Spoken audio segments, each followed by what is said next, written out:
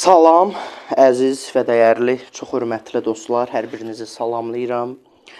Əyləşən dostlarım, dəyərli və çox hörmətli bizi izləyən tamaşaçılar, bizi izləyən izləyicilər, hər birinizi səmimi qəlbdən salamlayıram. Hər birinizə təşəkkür və minnətdarlığımı bildirirəm, dəyərli dostlar. Vaxt azdır, ona görə müqəddiməyə keçəndən sonra istəyirəm ki, birbaşa başlayaq çıxışımıza. Dəyərli dostlar, bilirsiniz ki, biz fəlsəfə tarixi dərslərində, fəlsəfənin qısa tarixi dərslərində artıq keçən dəfə deməli biz René Descartes-da qalmışdıq. Və belə deyək ki, Descartes-ı biz bitirəcəkdik, Thomas Hobbes-u bitirmişdik. Amma bugün 11-ci hissəmiz səhifə 77. Onsuz da oxuyubsuz, izləyicilərim də ümid edirəm ki, oxuyublar. René Descartes-da qalmışıq. Dəyərli dostlar, biraz az deyinə bilərik, amma sözümdə duracağım. Çünki keçən çıxışda biraz deyinəcəyik demişdim. Amma əlimdən gələn qədər deyinməyə çalışacağım. Bilirsiniz ki, bizim bir silsilə çıxışımız var, ağıl və yaşayış. Artıq 5-ci çıxışımdır ki, bu mövzu ətrafında danışıram və təbii ki də belə deyək ki, artıq biz bu mövzu ətrafında bir xeyli danışmışıq və bir xeyli də nəticələr almışıq. Ona görə mən istəyirəm ki, dəyərli dostlar, elə bu gündən etibarən, yəni bu dərsdən etibarən bir iki azdır. Təxmini bir 3-4 çıxışımı, 3-4 dərsimizi sırf yaşayış bölməsinə ayırmağı mən planlaşdırmışam. Belə planlaşdırmışam. Yəni təxmini olaraq bir 3-4 çıxış biz yaşayış ağırla danışacağıq bu silsilə çıxışlarda və yaşayışda emosiyalar. Baxın, belə bir ana başlıqlı danışmaq istəyirəm. Gənə ağla deyinəcəyik, orası heç. Amma bundan əvvəlki 4 çıxışımızda, hətta ondan əvvəlki çıxışlarda da ağıl haqqında biz xeyli danışdığımız üçün istəyirəm ki, bir yaşayış bölməsinə də bir deyinək. Bu haqda da bir danışaq. Ona görə istəyirəm ki, diqqətinizi tam şəkildə verəsiniz. Bizə verilən bu yarım saat, 40 dəqiqəlik zamandan səmərəli şəkildə istifadə edə bilək, dəyərli dostlar. Bu çox mühümdür. Ona görə bugün yaşayış bölməsində danışmaq istədiyim bəhs qəzəbdən olacaq. Qəzəb emosiyası, emosiyalar, psixologiyası haqqında danışmaq istəyirəm, dəyərli dostlar. Bildiyiniz kimi, qəzəb insan həyatının ayrılmaz bir hissəsidir. Qəzəbi bəzən insanlar, belə deyək ki, olduqca bir yaxşı emosiya kimi görürlər.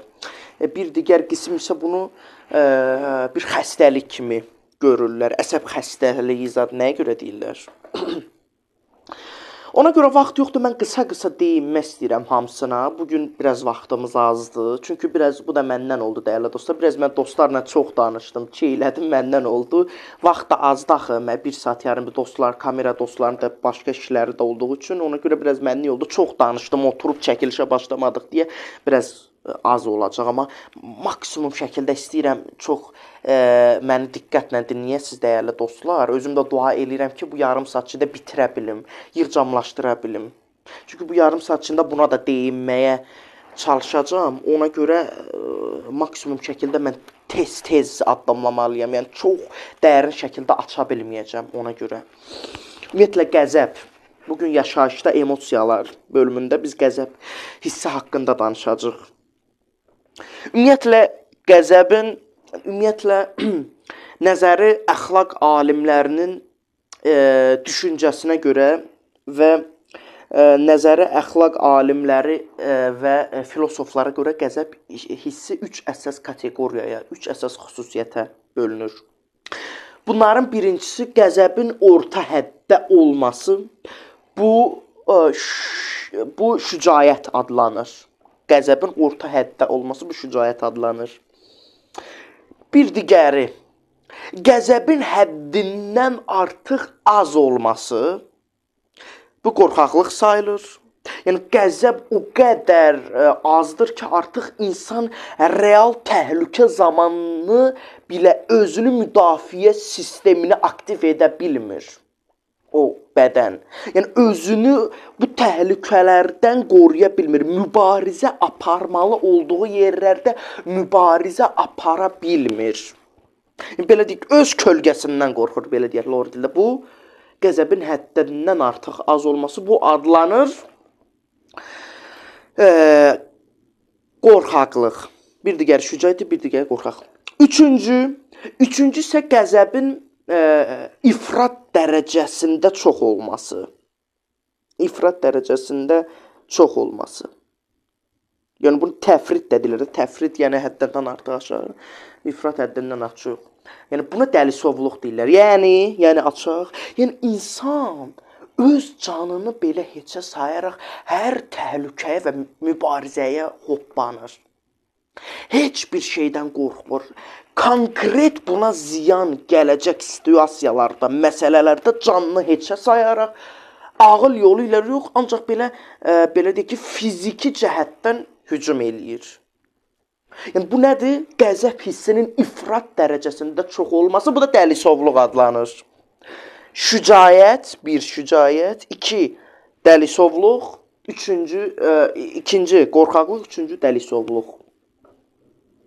Burada da 9-cu əsrin böyük şəxsiyyətlərindən olan İmam Həsən Əskəri belə bir sözü var, belə buyurur ki, bu Bihar 66-cı cild səhifə 407-də qeyd olunub. Buyurur ki, ehtiyatın bir həddi var. O hədd keçilərsə qorxaqlıq yaranar. Şücaətin də bir həddi var. Əgər onu keçsəniz, bu zaman bu dəlisovluq hesab olunur. Dəlisovluq hesab olunur. Yəni bu nə demək? Bunu həddində saxlamaq çox mühümdür. Bəli dostlar, həddində saxlamaq çox mühümdür. Bəs sual yarana bilər ki, misal üçün mənə sual verə bilərsiniz ki, bəs bunların hamısına sən məlumat verdin qısa-qısa. Dəlisovluğa da, qorxaqlığa da. Bəs biz sırf belə deyək ki, şücaətə necə bir belə deyim ki, şücaətə bəs nə tərif verə bilərik? Şücaətin tərifini mən belə vermək istəyərəm ki, şücaətə mən fəlsəfə yönümlü cavab vermək istəyərdim. Aristotelə görə şücaət qorxmaq lazım olan şeyləri qorxmaq lazım olmayan şeylərdən ayırt etmə bacarığıdır. Aristotelə görə. Yəni şücaət qorxmaq lazım olan şeyləri qorxmaq lazım olmayan şeylərdən ayırt edə bilmə bacarığıdır. Şücaət. İndi sual verirəm. Şücaətlisən yoxsa dəlisov? Maraqlı başlıqdır. Bunu siz Allah, bunu video başlığına da qoyarsınız. İndi ha vaxt yayınlasınız, desəm bu 1-2 həftə sonranın çıxışı olacaq. Mən belə bax. Amma bunu yadınızdan çıxarmasa bunu başlığa qoyun. Maraqlı oldu ha. Qoy bunu izləyicilər də elə birbaşa başlıqdan özlərinə sual versin. İndi mən də ona görə şücaətlisiniz yoxsa dəlisovsuz? Və qorxağı demirəm da. Qorxaqlığı indiki dövrdə heç kim qəbul etmir. Ona görə qorxaqlığı sırf öz kölgəsi bu hər adamda olmur, belə deyə sırf bu xüsusiyyət. Amma dəlisovluq çox cəsarətli, məsəl üçün cəsarət haqqında da istəyirəm danışam. Cəsarətlə şücaət arasında yaxın əlaqələr var. Nədir? Cəsarət maneələri aşa bilmə bacarığına deyilir. Yəni bunun mahiyyəti odur ki, sən heç nəyə baxmayaraq hərəkət edəsən. Yəni düz bildiyin, əmin olduğun bir yolda bütün maneələri aşaraq hərəkət edəsən və öz hədəfin yolunda addımlayırsan. Buna deyilir cəsarət. Yəni cəsarət o şəxsdir ki, qorxsa da, təhlükələrdən xəbəri olsa belə çəkinməsin. belə deyək ki, o təhlükələrdən çəkinməsin, qorxmasın. Bu belədir. Yəni şücaətli olmaq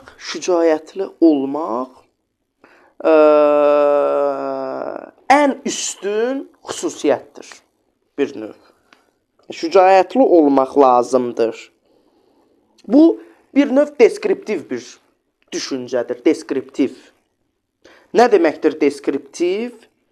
Yəni deskriptiv belə mən bunu izah edə bilərəm ki, yəni deskriptiv bir şeyi olduğu kimi təsvir etmək, yəni reallıq.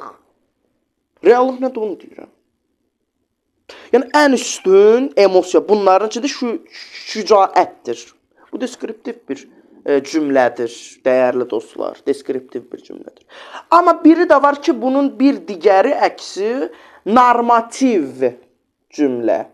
Normativ. Misal üçün mən deyirəm ki, insan dəlisov olmamalıdır.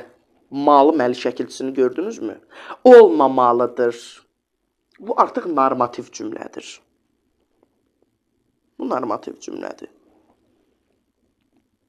Yəni belə deyək ki, misal üçün bunu belə də aydınlaşdıra bilərik ki, yəni düşüncə tərzinə uyğun olaraq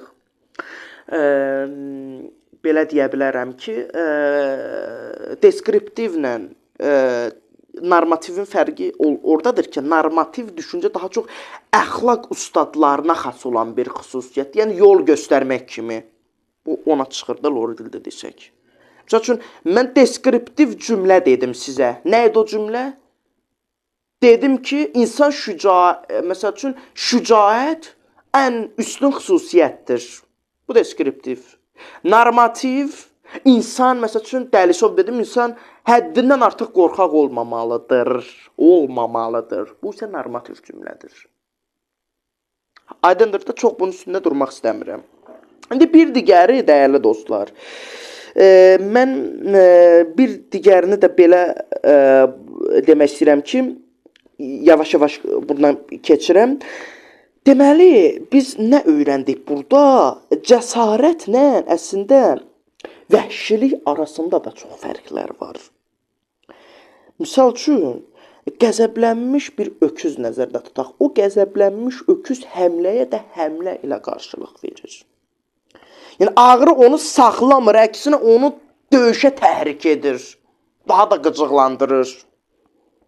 Ancaq bu heyvanları cəsarətli adlandırmaq deyil. Yəni bu belə deyək ki, bu cəsarətdən də sırf fiziki tərəfdən istifadə etmək də düz deyil, doğru deyil. Mən demək istədiyim odur. Doğru deyil bu da. Yəni doğru istifadə etməyi bacarmalıyıq. Ona görə də biz bunu demək istəyirəm ki, insanı üstün eləyən cəhətlərdən biri də bilirsinizmi nədir? O qəzəb zamanı, o emosiyaların pik həddə olduğu zaman insanın özünə hakim kəsilə bilməsi, baxın, bu ən üstün dərəcələrdən biridir əslində.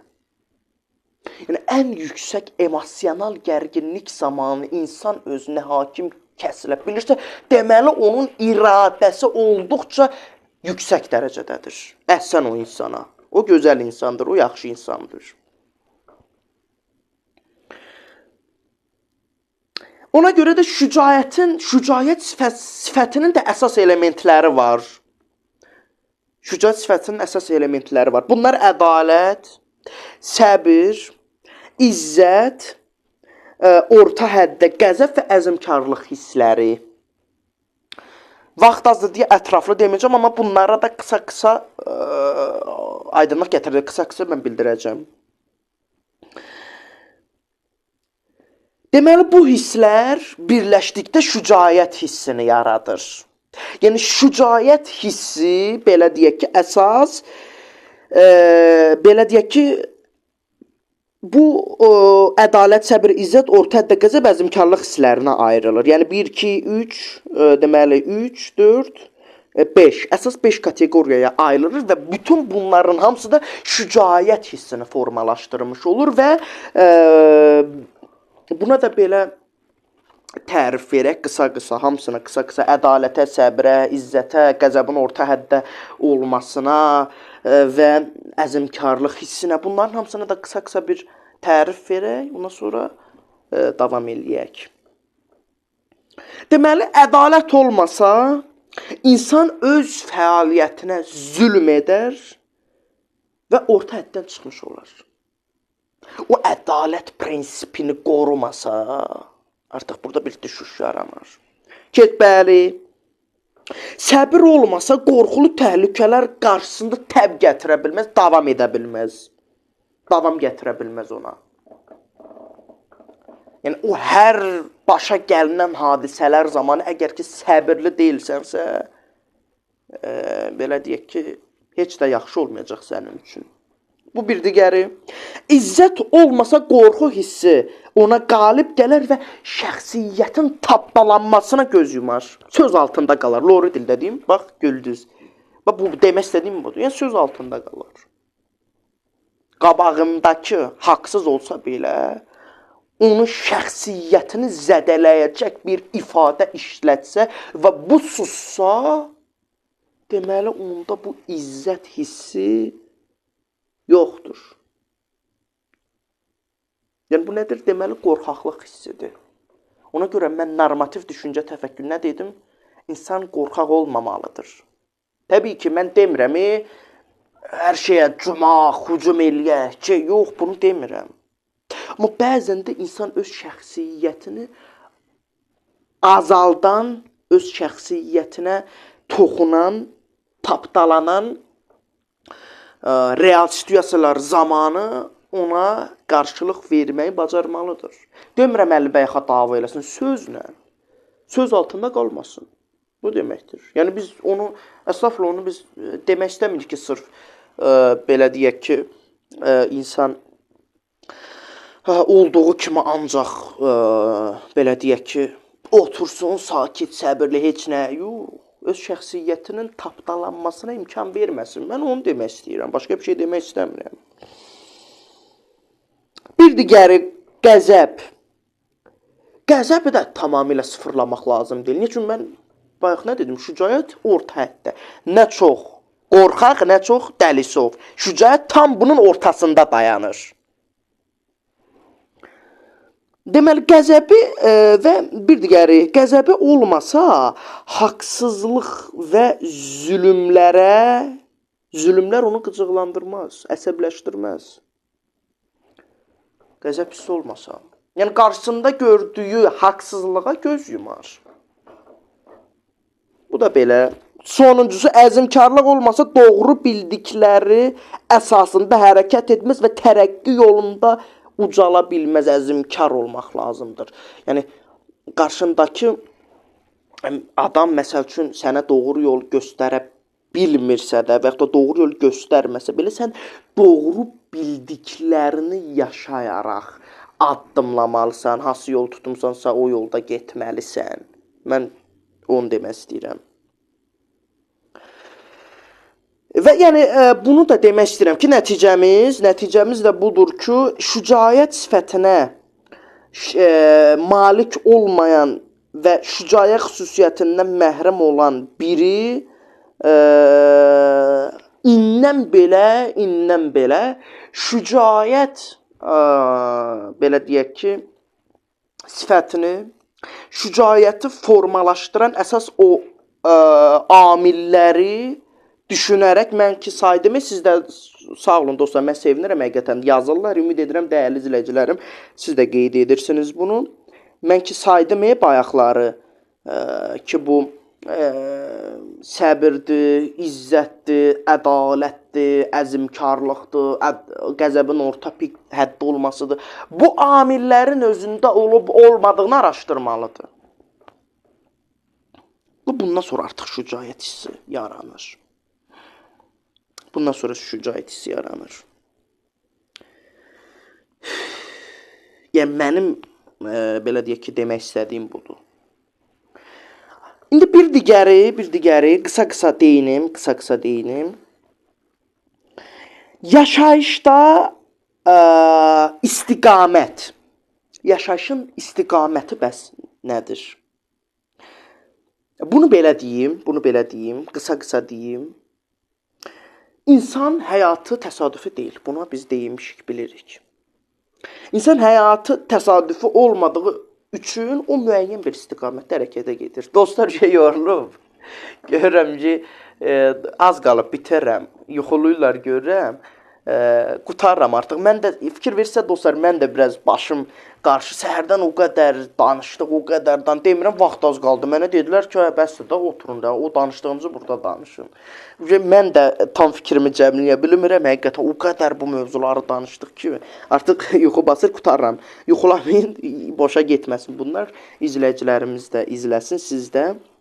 Yəni bu gəlib getdiyiniz əziyyətinizə dəysin, o mənada deyirəm, bitirirəm. Yaşayış dedik ki, təsadüflərdən ibarət deyil. O müəyyən bir istiqamət üzərində gedir. Bu istiqamət nədir? Sual verə bilərsiniz. Bu istiqamət qərarlar, vərdişlər və dəyərlərdir. Bunların içində ən üstünü dəyərlərin olmasıdır.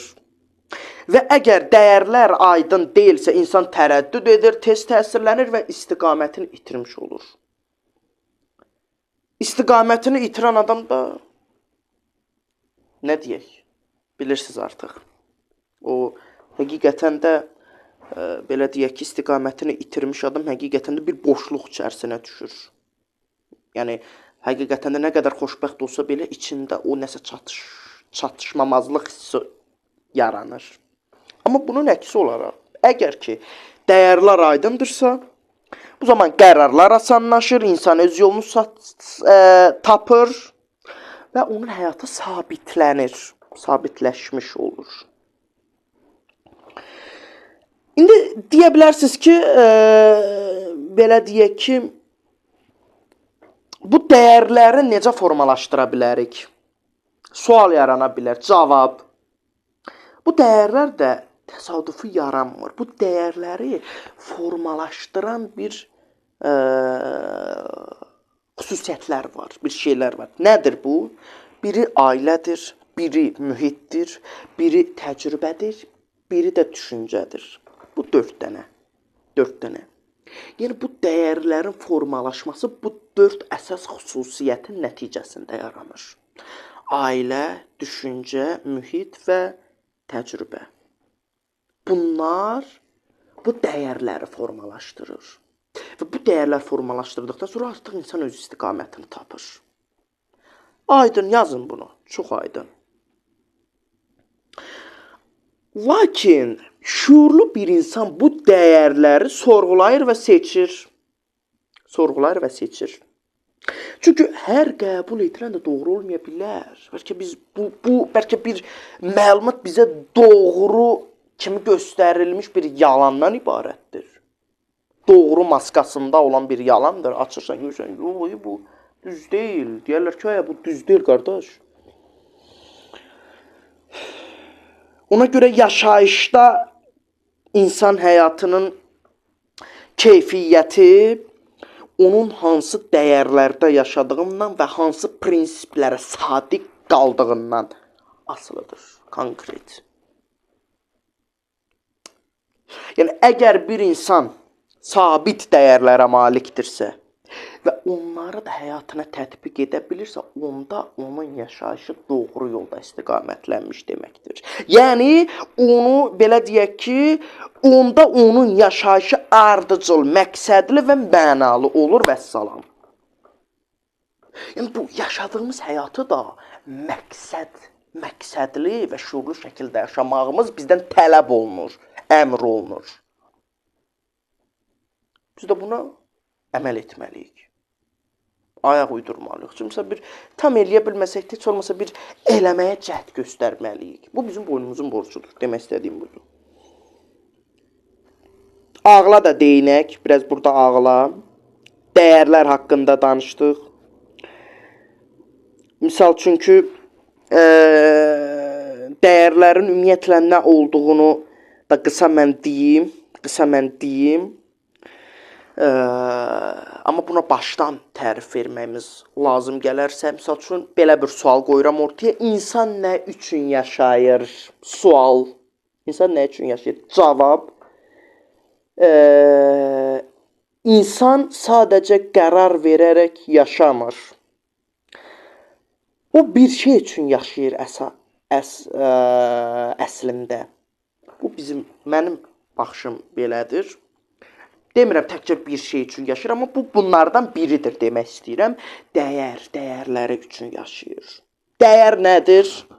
Yenə qısa deyinim. Dəyər insanın nəyi doğru saydığını, nəyi üstün tutduğunu və nəyə görə seçim etdiyini müəyyən edən daxili bir prinsip deməkdir.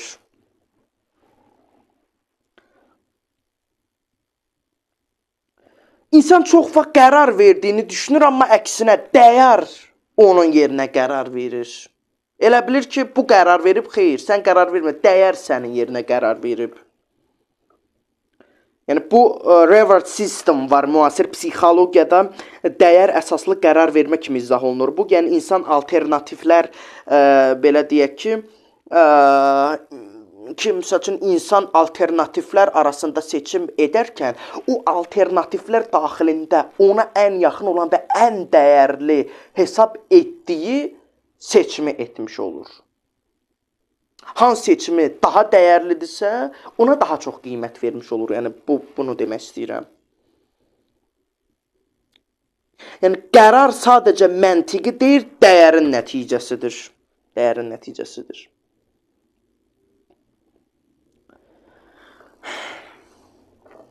Və ağıl da bu yolda bizim üçün çox yaxşı bir köməkçidir.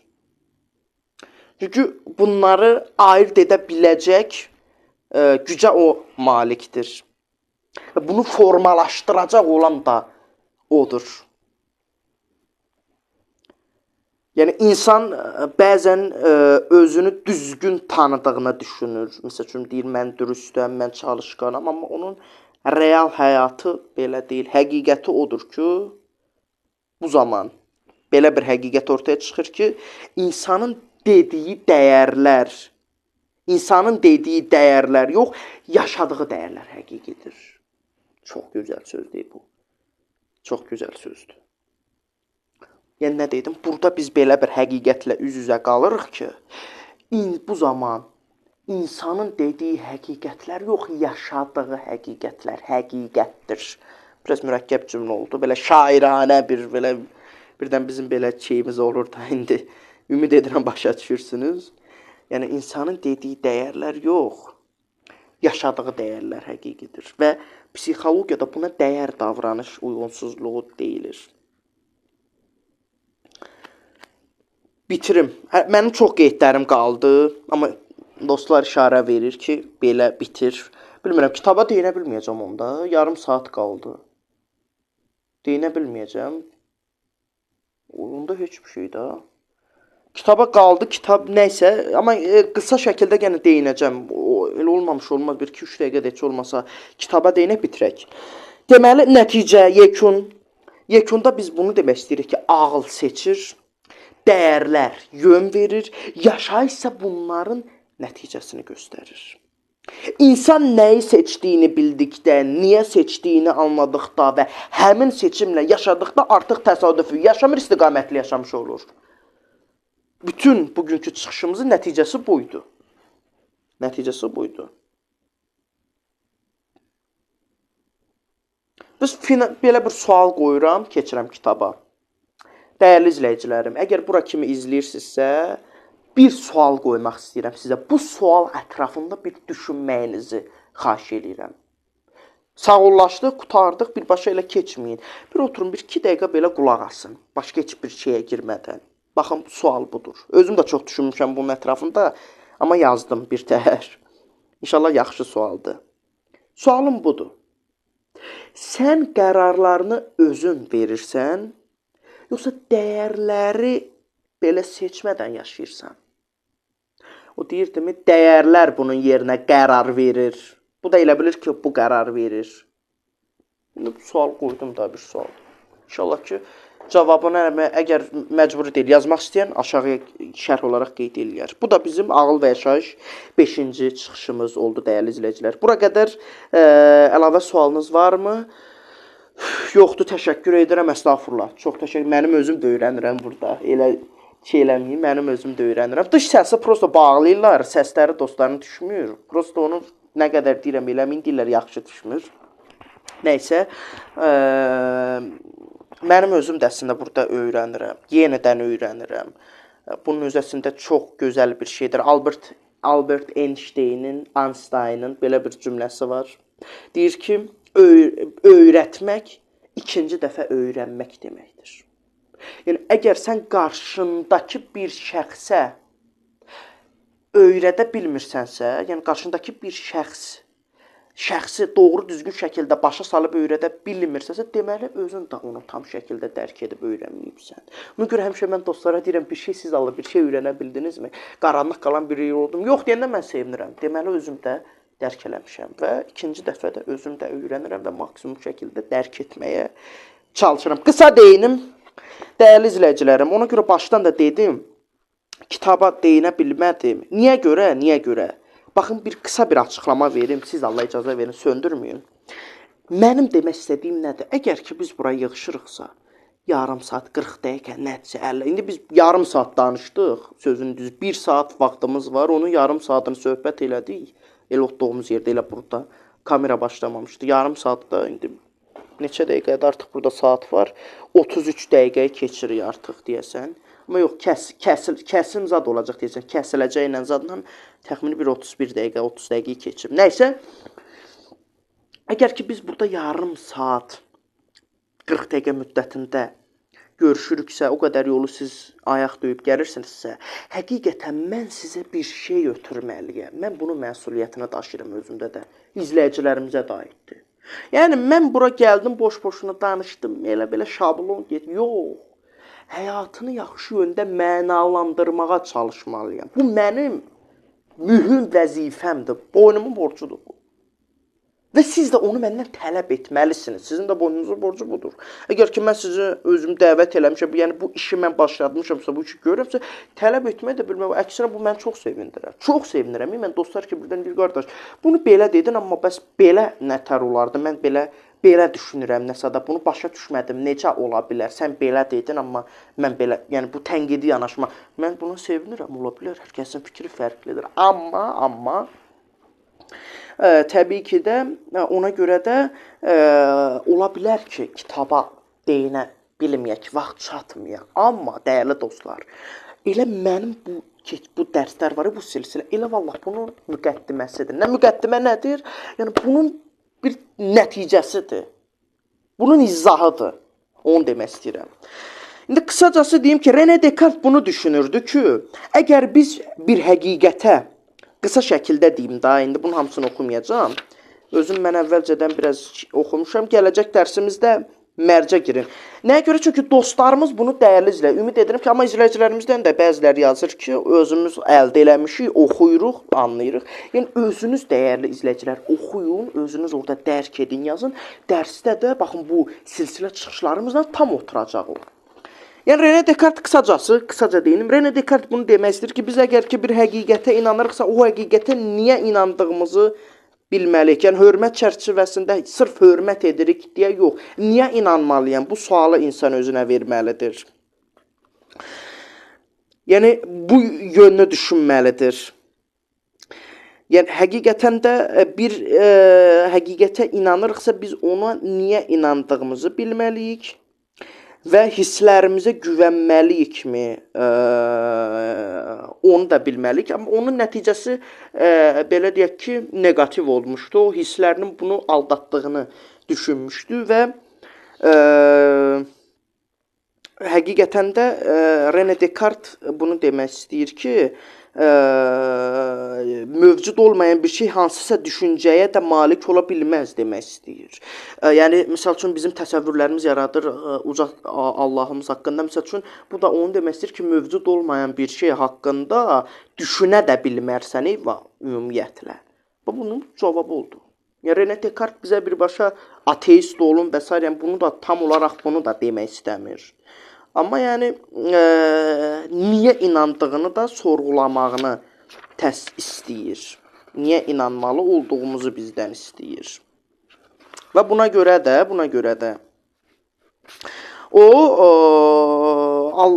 deməli Allahın mövcudluğundan tam əminliyi olmadan Descartes özünün düşünən bir varlıq olması ideyasından çox da uzaqlara gedə bilməzdi və Descartes skeptiklikdən əsl çıxış yolu tapdığına inanırdı, lakin onun tənqidçiləri bu məsələdə hələ skeptik idilər və həmyerlisi Blaise Pascal isə nəyə inanmalı olmamızla bağlı tamamilə fərqli bir yanaşmaya malik idi. Bu da bizim 12-ci dərsimizin çıxışı. Yəni, niyə inanmalı olduğumuzu bilməliyik?